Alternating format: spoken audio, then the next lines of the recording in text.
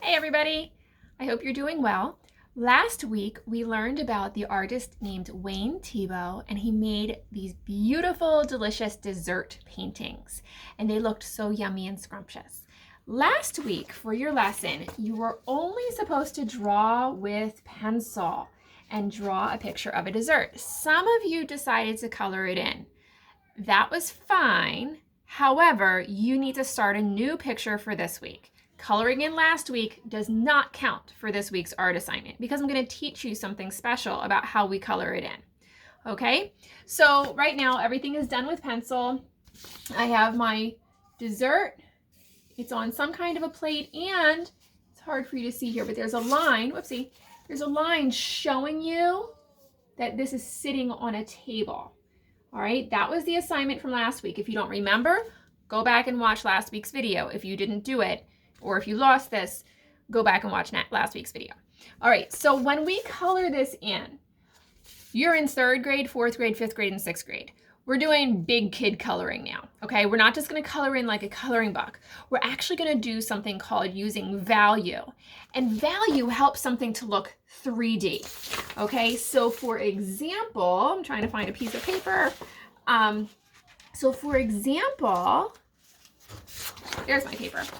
I could draw a triangle, okay? So here's a triangle, and it's flat. It is a flat triangle.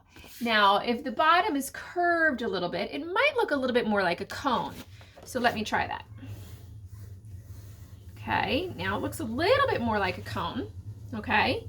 But I want to make it look 3D with color or with my pencil. For our project, we're going to use color. You guys are going to be using crayons or colored pencils. You cannot use marker today. All right, so here's my cone. Here I have a real cone in real life. It's something I made out of pottery a while ago. This is 3D.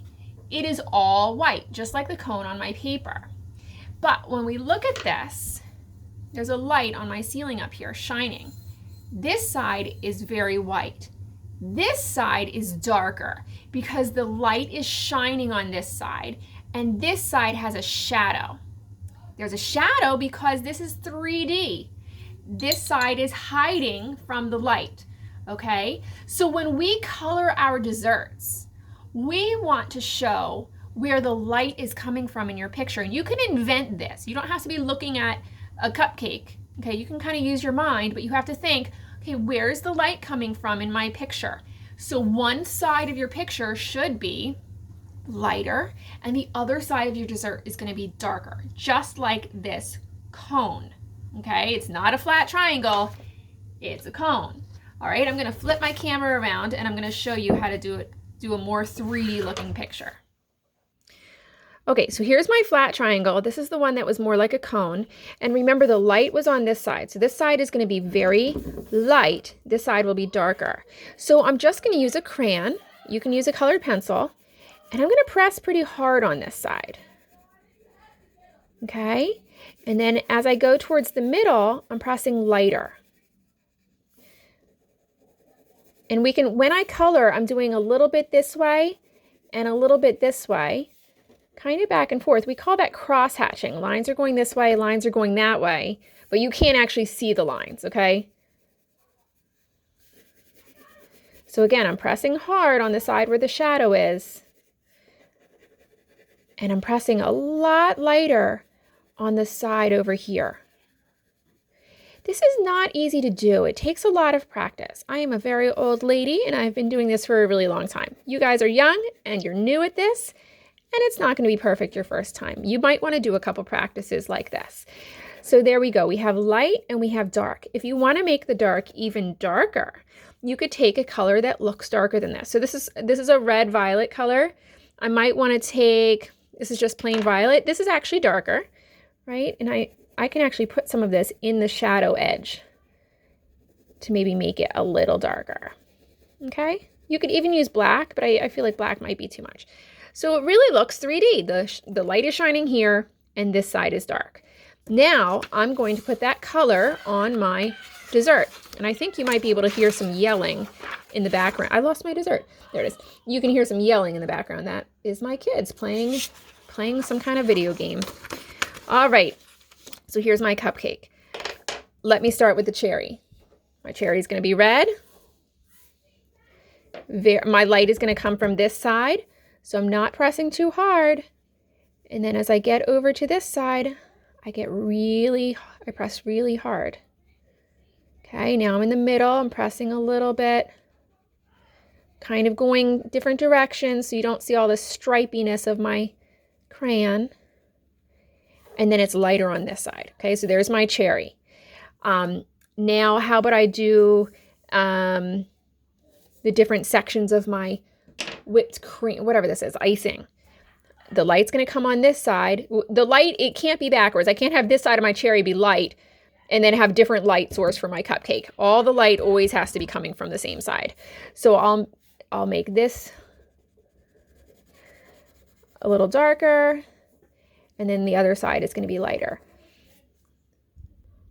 Okay, so I got a pretty good start on this. You can see I added some black to the shadow of the cherry.